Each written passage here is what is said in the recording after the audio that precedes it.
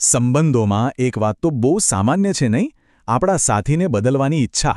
પણ જરા વિચારો, શું ક્યારે કોઈની ટીકા કરવાથી કે આલોચના કરવાથી એ વ્યક્તિ બદલાય છે? જેમ કે આપણે કોઈને રોજ ટોકીએ કે તમે મોડા કેમ ઉઠો છો, પણ પરિણામ શૂન્ય. આવું કેમ થાય છે? ચાલો આજે આપણે આ વાતના મૂળ સુધી જઈએ અને સમજીએ કે ટીકા કેમ કામ નથી કરતી અને એનાથી વધુ સારો રસ્તો કયો છે. ઘણીવાર આપણને એવું લાગે છે ને કે આપણે જે પણ કહીએ છીએ એ સામેવાળી વ્યક્તિના એક કાનેથી પ્રવેશીને બીજા કાનેથી નીકળી જાય છે.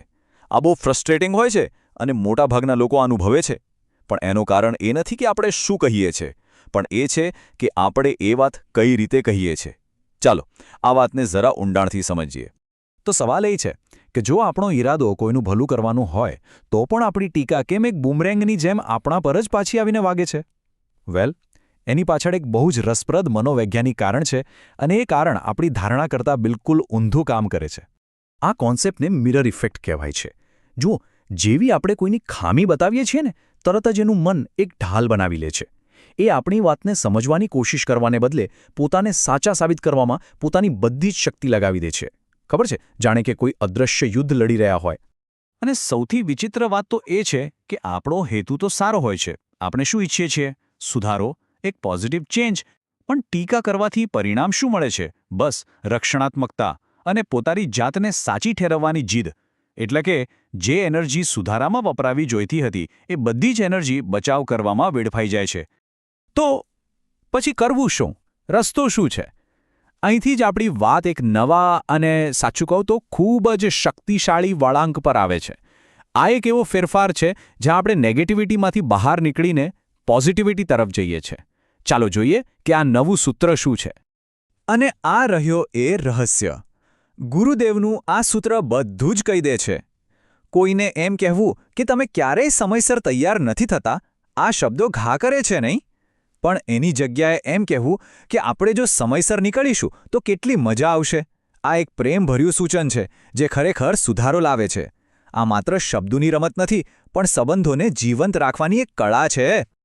તો મુખ્ય વાત એ છે કે સીધા જ કોઈના દોષ જોવાને બદલે તેમને એ સ્વરૂપમાં જુઓ જેવું તમે ખરેખર એમને જોવા માંગો છો.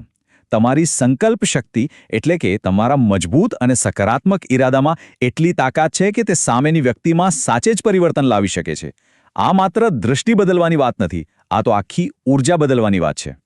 ઓકે, તો આપણે શું કરવું જોઈએ અને શા માટે એ તો સમજાયું, પણ હવે મોટો સવાલ એ છે કે આ કરવું કેવી રીતે? શું આની કોઈ પ્રેક્ટિકલ રીત છે? હા, બિલકુલ છે. અને એક ખૂબ જ સુંદર પદ્ધતિ છે જેને માનસિક સૂચન કહેવાય છે.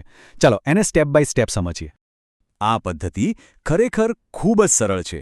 જ્યારે આપણો સાથી ગાઢ નિંદ્રામાં કે એકદમ શાંત અવસ્થામાં હોય ત્યારે તેમનું જે જાગૃત મન હોય, જે દલીલો કરે છે, એ શાંત હોય છે.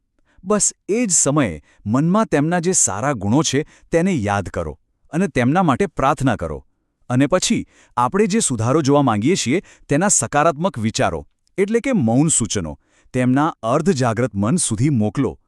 આ પદ્ધતિની સૌથી સારી વાત એ છે કે એમાં કોઈ દલીલ નથી, કોઈ સંઘર્ષ નથી, બસ પ્રેમ અને શાંતિથી પરિવર્તન લાવવાની કળા છે.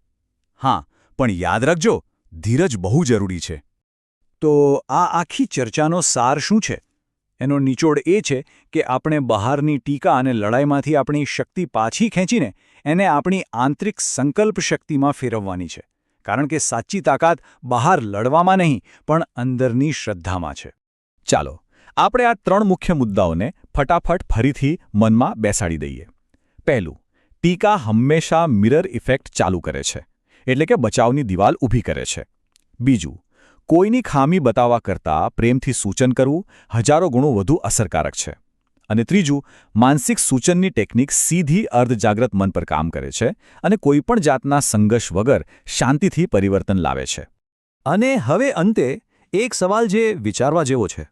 જરા વિચારો, જો આપણે ટીકા કરવાનું છોડીને આપણી સંકલ્પ શક્તિનો ઉપયોગ કરવાનું શરૂ કરીએ તો ફક્ત સંબંધોમાં જ નહીં, પણ આપણા પોતાના જીવનના બીજા કયા પાસાઓમાં આપણે ચમત્કારિક પરિવર્તન લાવી શકીએ છીએ. આ શક્તિ આપણા બધાની અંદર રહેલી છે. જરૂર છે માત્ર એને ઓળખવાની અને પૂરા વિશ્વાસ સાથે એનો ઉપયોગ કરવાની.